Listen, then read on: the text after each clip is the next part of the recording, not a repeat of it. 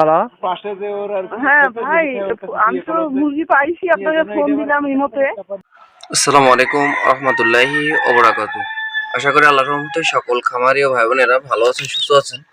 তা আপনারা দেখতে পাচ্ছেন এই বাচ্চাগুলো আসলে যাবে নতুন এক জায়গায়, আপনার সৈয়দপুরের আগে কখনোই আমি বাচ্চা পাঠাইনি। তাই কাপড় অর্ডার ছিল 20টা, আর আপনারা জানেন সর্বনিম্ন আমরা 20 পিস দিয়ে থাকি। আর আপনাদের মিশরি ফার্মের বাচ্চা লাগলে 1 থেকে 1 মাস পর্যন্ত আপনার সাথে যোগাযোগ করবেন। বাংলাদেশের যে কোনো জায়গায় ইনশাল্লাহ, শুধু কক্সবাজার, সিলেট, চিটাগাং বাদে আমরা পৌঁছে দেওয়ার চেষ্টা করবো ইনশাল্লাহ পরিবহনের মাধ্যমে। এই আপু গতকালকে পেমেন্ট করছিল, স্ক্রিনে দেখতে পাচ্ছেন, আমি দেখাচ্ছি, বিকাশে পেমেন্ট করছিল।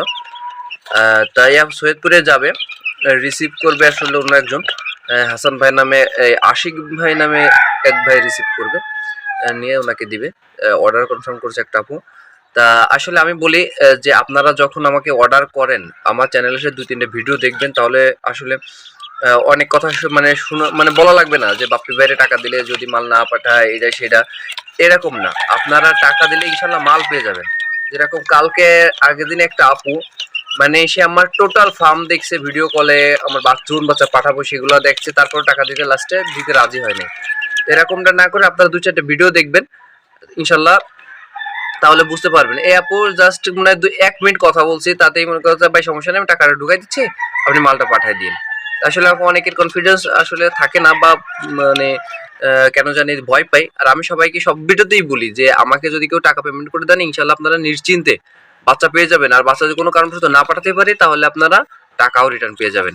কারোর 1 টাকা খাবো এরকম মানে অসৎভাবে আল্লাহ যেন না করুক। হ্যাঁ, তা আপনারা নিশ্চিন্তে আমাকে টাকা দিলে আপনারা মাল পেয়ে যাবেন, কোনো ভয় নেই। আমি এটা সৈয়দপুরে গাড়িতে উঠাই দেওয়া পর্যন্ত আমার সাথেই থাকেন। হ্যালো। হ্যাঁ ভাই, আমি তো মুরগি পাইছি, আপনাকে ফোন দিলাম এই মতে। আপনি ইমোতে ফোন দিয়েছেন, আমি তো সে অনলাইনে ছিলাম না। আপু ভালো আছেন?